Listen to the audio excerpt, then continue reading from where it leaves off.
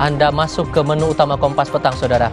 Isu permintaan perpanjangan masa jabatan Presiden menjadi 3 periode kembali mencuat. Ketua DPP PDI Perjuangan Ahmad Basarah menyatakan pernyataan Hasto Kristianto, Puan Maharani, dan Adian Apitupulu saling melengkapi soal permintaan perpanjangan masa jabatan Presiden. Ketemu dengan menteri tersebut dan dikonfirmasi bahwa sikap-sikap ketua umum beberapa partai yang menyuarakan itu saat itu dikatakan ya sebagai permintaan Pak Lurah. Minta hal itu, Mbak? Oh enggak, nggak pernah. Setahu saya nggak pernah beliau meminta untuk perpanjangan 3 periode. Secara tersirat. Inilah pernyataan dua petinggi PDI Perjuangan saat ditanya soal isu adanya permintaan perpanjangan masa jabatan Presiden menjadi 3 periode. Hasto menyebut permintaan perpanjangan masa jabatan Presiden itu dari partai politik atas arahan Pak Lurah, tanpa merinci siapa Pak Lurah yang dimaksud. Sementara Puan menyatakan tidak pernah mendengar Jokowi minta perpanjangan masa jabatan 3 periode ke Ketua Umum PDI Perjuangan Megawati Soekarno Putri. Sementara Ketua DPP PDI Perjuangan Ahmad Basarah menyebut pernyataan dari Hasto, Puan, dan Adian Apitupulu yang pertama kali melontarkan isu 3 periode itu saling melengkapi dan tidak bertentangan.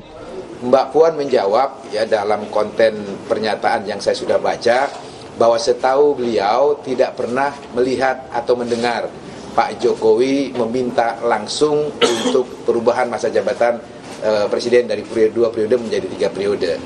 Pernyataan Mbak Puan itu benar. Memang Pak Jokowi tidak pernah secara langsung menyampaikan keinginannya untuk meminta kepada Ibu Megawati merubah Undang-Undang Dasar 1945 dari 2 periode menjadi 3 periode. Banyak pejabat-pejabat pemerintahan Presiden Jokowi yang menyampaikan gagasannya, keinginannya untuk merubah masa jabatan Presiden dari 2 periode menjadi 3 periode. Basarah menegaskan bahwa ada pejabat pemerintah Jokowi dan partai politik yang menyampaikan keinginannya memperpanjang masa jabatan Presiden menjadi 3 periode. Sementara PDI Perjuangan menolak usulan itu. Cerita soal usulan perpanjangan jabatan untuk Presiden Jokowi ini muncul seiring dengan munculnya Gibran yang maju menjadi cawapres Prabowo Subianto. Tim Liputan Kompas TV. Staf khusus Mensesnek Valdo Maldini menyebut munculnya isu permintaan perpanjangan masa jabatan Presiden untuk menyerang Presiden Joko Widodo karena isu ini diungkit menjelang pemilu Presiden di mana keluarga Jokowi berada di kubu Prabowo Subianto. Baik, dan aneh juga kami kira isu ini diungkit kembali. Ada kubu yang melakukan pembusukan terhadap karakter Bapak Presiden Joko Widodo, tapi ada juga yang menghormati pilihan-pilihan politik yang dipilih oleh Bapak Presiden dan juga keluarga Pak Jokowi. Perang dua kelompok ini semakin terbuka. Menurut saya, cerita tolak permintaan 3 periode bisa dikarang-karang. Pak Jokowi tidak baper soal politik, lawan tarungnya saja dirangkul oleh beliau. Apalagi dituduhkan isu seperti yang rasa-rasanya tidak bisa dipertanggungjawabkan keabsahannya seperti isu ini.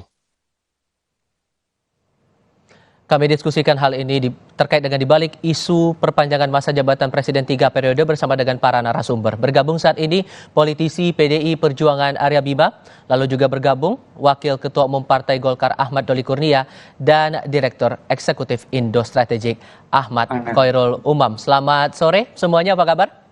Selamat sore Mas Diva. Saya mau cek dulu Mas Bimo, apakah sudah bergabung bersama kami Mas Bimo? Ya, halo. Oke, sudah tersambung bersama kami. Terima kasih sudah bergabung. Mas Bimo, saya ke Anda dulu. Ini kan proses pendaftaran sudah ke tahapan 3 pasangan bakal calon sudah ke KPU. Tapi kemudian muncul lagi, diungkit lagi masalah ada yang mendorong untuk 3 periode. Itu terakhir disampaikan Mas Hasto. Kenapa diungkit lagi saat ini? Saya tidak paham.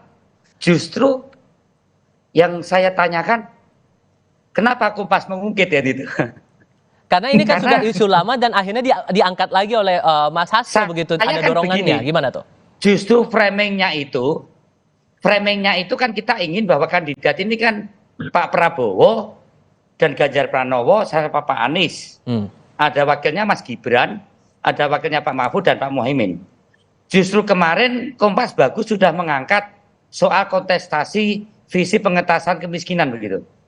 Nah, mengenai Pak Hasto, itu kan ada framing seolah-olah ada playing victim yang namanya PDI Perjuangan atau Ibu Megawati sejak hal yang terkait terus dikejar-kejar mengenai pembebas tugasan Mas Gibran yang kita tidak bereaksi karena kita tidak mau dijadikan playing victim, maka PDI Perjuangan mengambil sikap itu pada wilayah DPP, sehingga yang namanya hal yang terkait dengan status Mas Wali Kota Mas Gibran ini akan dibicarakan lebih pada keputusan DPP yang DPP PDI Perjuangan sudah biasa menghandle masalah itu. Ya, kita diam, kita tidak ingin itu menjadi keributan dan dijadikan playing victim seolah-olah kita didorong-dorong oleh beberapa media untuk hal yang terkait pemecatan. Setelah itu selesai, muncul bahwa pembelokan Pak Jokowi atau dukungan Pak Jokowi ke Pak Prabowo, Pak Gibran adalah akibat dari Ibu Mega yang katanya disebut petugas partai, ya kan? Ya kita tanyakan. Nah, Pak Jokowi dikatakan oleh Rocky Gerung dia lebih kasar, ya, nggak ada masalah kok. Pak Jokowi dikatakan dungu, dikatakan apa pelongo-pelongo, nggak apa-apa kok. Jadi ada framing menggeser persoalan yang seharusnya ini ada kontestasi Pak Prabowo dan Pak Ganjar dan Pak Anies, kok yang banyak dibicarakan termasuk Kompas membicarakan Pak Jokowi dan Bu Mega. Nah waktu itu memang agak kepancing kita menjelaskan bahwa tidak ada hal dari PDI Perjuangan yang menyangkut persoalan antara Pak Jokowi dan Ibu Mega ini baik-baik saja. Framing media, baik itu media sosial, media mainstream, media online, dibuat oleh mungkin juga timnya Pak Prabowo, tidak mengkontestasikan Pak Prabowo dan Pak Ganjar, tetapi menggeser persoalan Ibu Mega dan Pak Jokowi, yang itu sebenarnya tidak ada masalah. Bahkan kita Ibu senyum-senyum saja, yang penting Gusti ora sare kan gitu. Tuhan tidak tidur. Nah, nurani Ibu sangat nothing tulus. Semua sudah diberikan kepada Pak Jokowi dan keluarga, dan PDI Perjuangan tetap menjaga Pak Jokowi Dodo yang diberi amanah sampai November 2024, seperti hanya PDI Perjuangan yang harus menjaga Pak Jokowi sampai 2024. Jadi itu yang kita sampaikan, tidak ada hal yang terkait dengan mempersoalkan kembali. Justru jangan di framing demikian.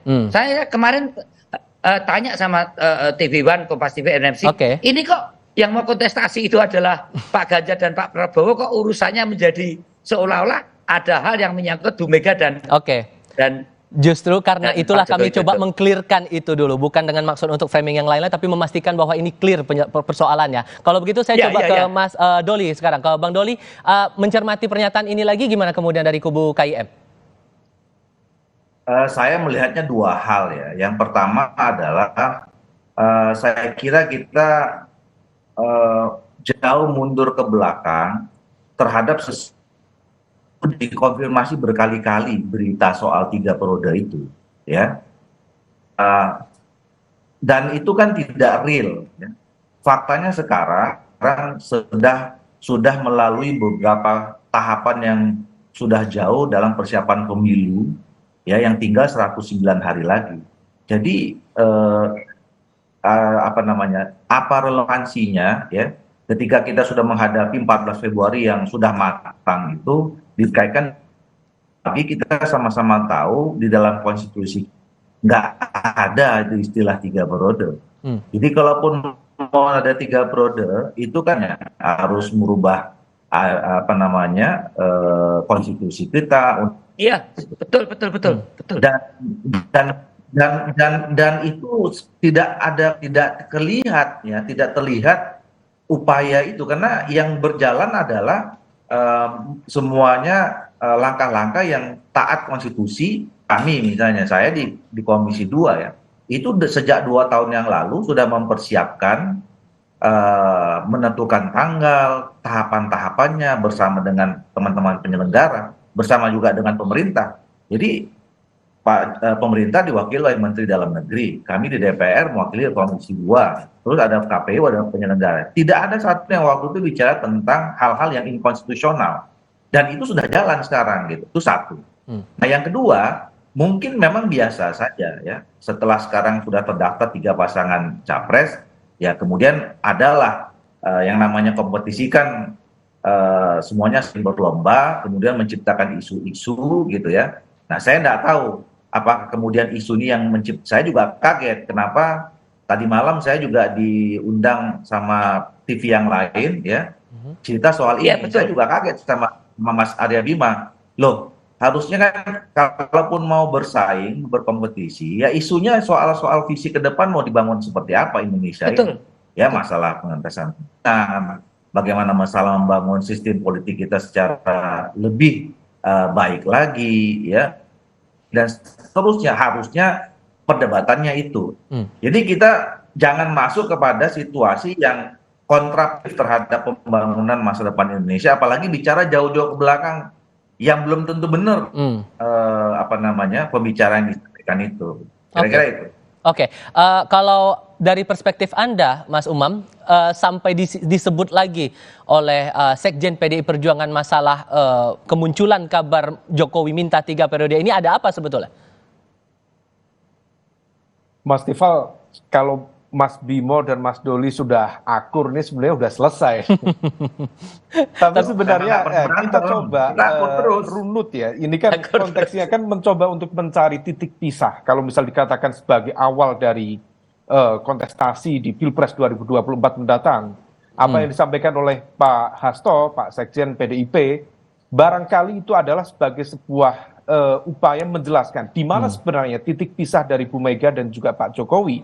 Sehingga kemudian sampai Gibran dicawapreskan mendampingi Pak Prabowo, dan itu betul-betul di luar agenda, kepentingan, kalkulasi, dan juga keputusan dari PDIP.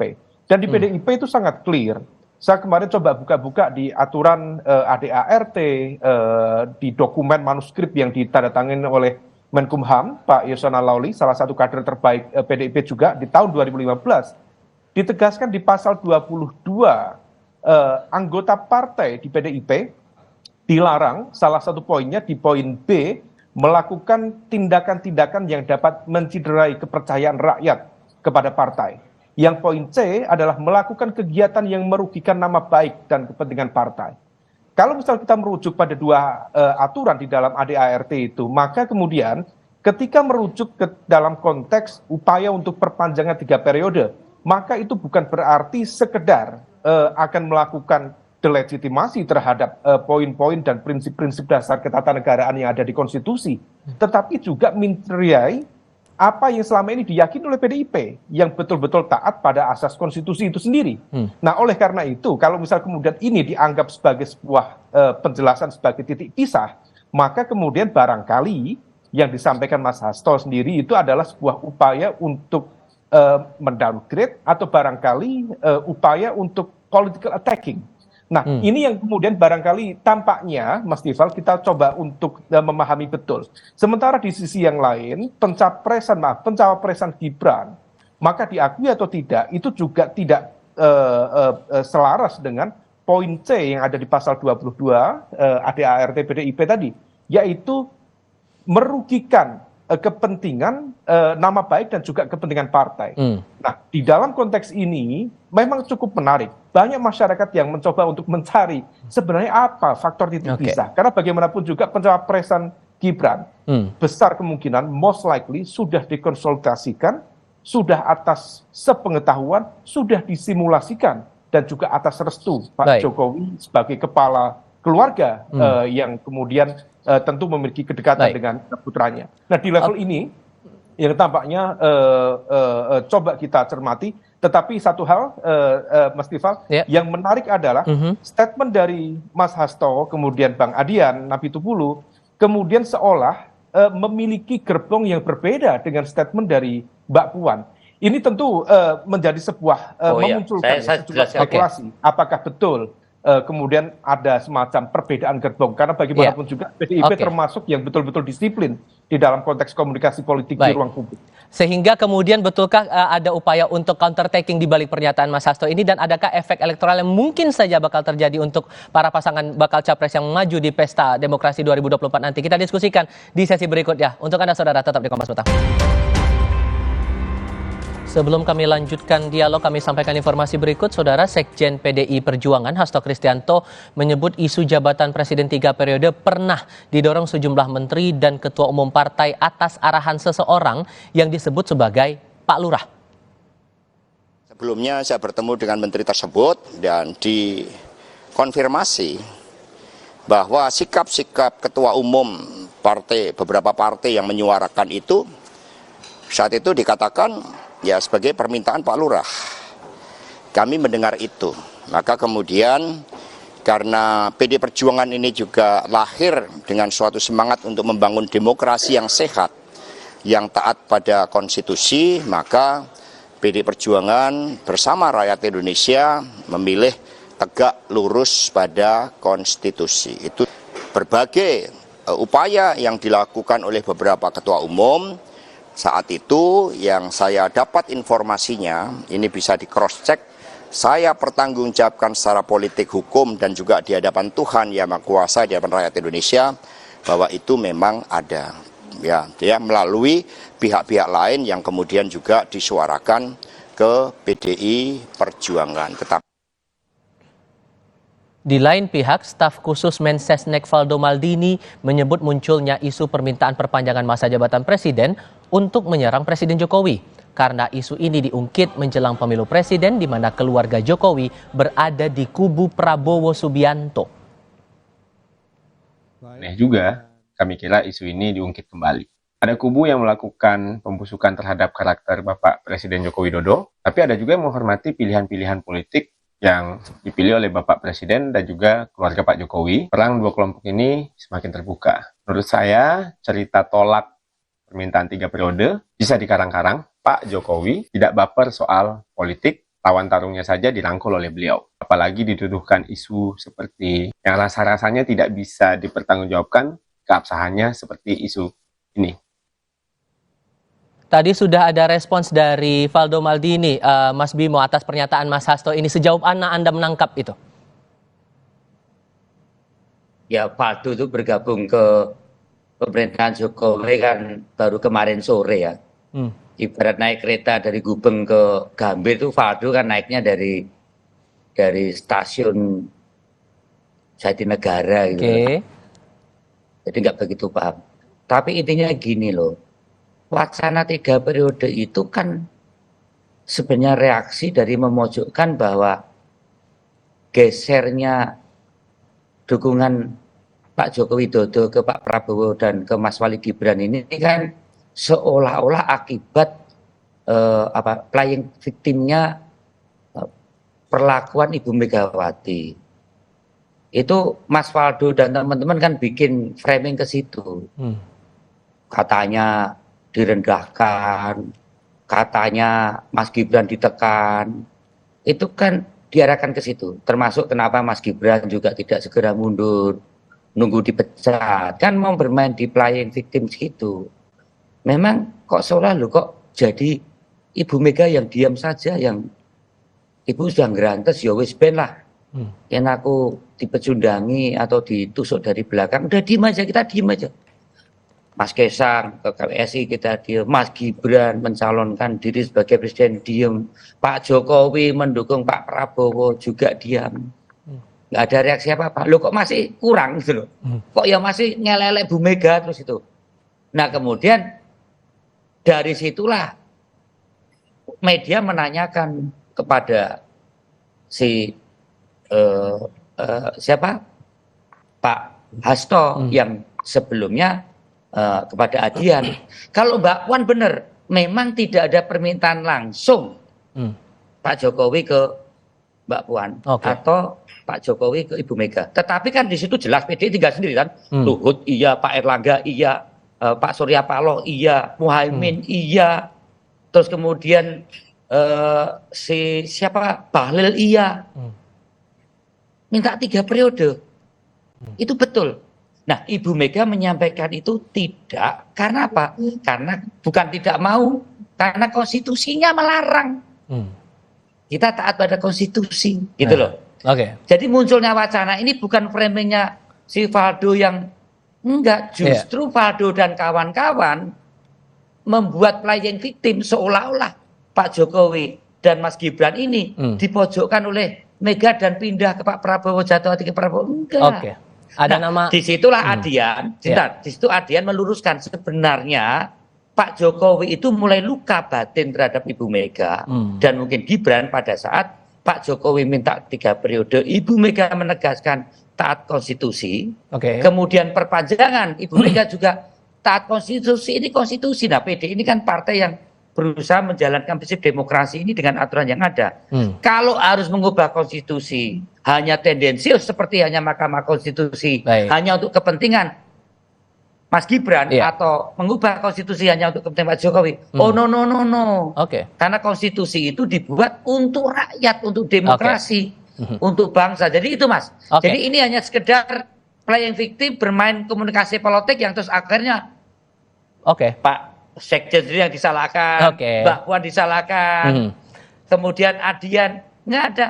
Betul yang langsung. Tapi kan kita tahu siapa itu Pak Luhut, siapa itu Bahlil, siapa Pak Erlangga, ditanya aja sekarang dulu yang nyuruh siapa. Sampai siapa disebut dulu Pak Muhaimin, kan jelas.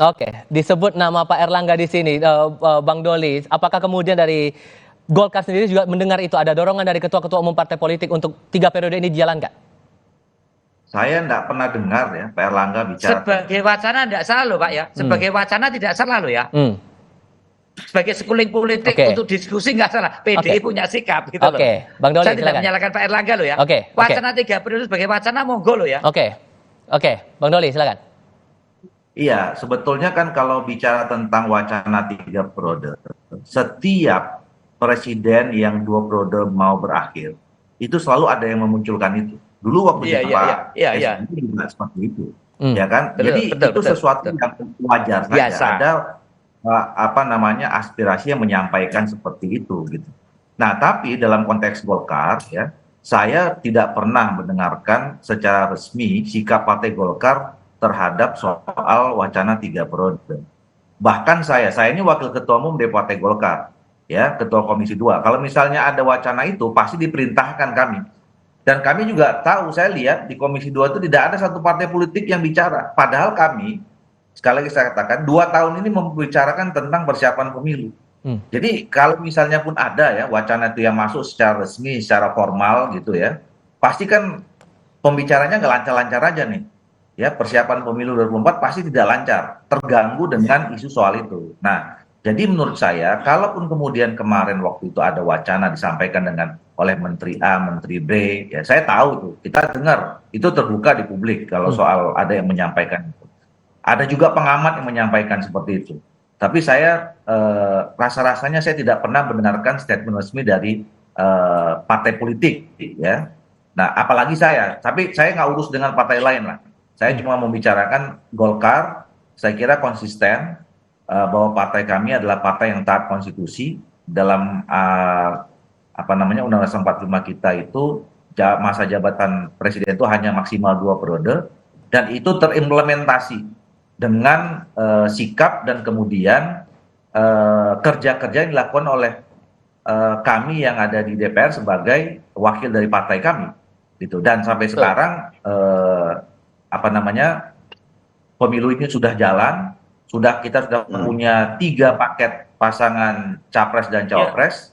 Jadi tidak mungkin lagi saya kira dihentikan. Nah, oleh karena itu sudahlah menurut saya kita stop isu ini, ya kan? Karena menurut saya ini kontraproduktif, ya, tidak produktif. Betul, saya setuju. Tidak produktif untuk bagaimana membangun kita menatap masa depan Indonesia. Lebih baik kita minta capres dan cawapres kita ini adu gagasan, ya, adu program, apa bisa kemudian mereka perjuangkan, ya, partai-partai politik perjuangan untuk kepentingan kemajuan bangsa. Kira-kira begitu. Betul. Siap. Singkat saja, Mas Umam, sejauh ini kalau Anda menangkap dari perspektif 2 kubu tadi, apakah akan ada imbas signifikan dari munculnya atau di-spill-nya masalah 3 periode ini? Ya, imbas signifikan, saya pikir itu terkait dengan konteks bagaimana membangun kembali, apakah memungkinkan pasca keputusan pencawapresan Gibran di kubu Pak Prabowo, kemudian apakah memungkinkan bagi terjadinya proses rekonsiliasi kembali antara PDIP dengan keluarga besar Pak Jokowi. Sekitar 1 minggu sebelum pengambilan keputusan itu, sinyal-sinyal politik sudah cukup santer, dan kemudian dalam beberapa kesempatan saya sempat menyampaikan, kalau misal betul Prabowo akhirnya mengambil Gibran sebagai cawapres, maka hal itu berpotensi menjadi trigger bagi hadirnya perang bubat antara PDIP dan juga keluarga Pak Jokowi. Karena untuk kesekian kalinya PDIP tentu akan merasa dilangkahi, diabaikan, atau bahkan dikhianati. Nah, oleh karena itu kalau misal kemudian muncul wacana terkait dengan konteks sebenarnya apa titik pisah antara PDIP dengan Pak Jokowi, sebenarnya itu adalah sebuah upaya untuk menjelaskan apa asbabul wurud di balik kisruh dan juga titik pisah yang secara membuat banyak masyarakat menjadi bingung. Nah, oleh karena itu yang perlu dipikirkan ke depan, tentu saya setuju fokus dalam konteks visi misi platform program dari masing-masing pasangan ke depan, tetapi di dalam konteks pola relasi dan juga komunikasi politik antara PDIP dengan, kalau misal kemudian ini dianggap sebagai ex atau mantan PDIP, apakah memungkinkan dilakukan politik rekonsiliasi, ataukah justru akan meruncing sehingga kemudian akan berimbas dalam proses pemenangan terkait dengan pemilu 2024 mendatang. Ditambah lagi fakta masyarakat sudah dihadapkan pada 3 pasangan bakal calon yang nanti kita akan lihat prosesnya yang masih berlangsung saat ini di KPU Republik Indonesia. Mas Bimo terima kasih, Mas Umam terima kasih, Bang Doli juga terima kasih sudah berdiskusi bersama kami. Selamat sore semuanya. Kompas Petang berlanjut, Anda akan bersama Niluh Puspa untuk paruh kedua program ini. Niluh. Terima kasih Tifal. Saudara Sekretaris Jenderal PDI Perjuangan Hasto Kristianto kembali menyinggung soal kelahiran nepotisme baru di Indonesia. Apakah pernyataan ini terkait dengan isu dinasti politik di Pilpres? Kita akan bahas saudara dalam perbincangan Kompas Petang sesaat lagi.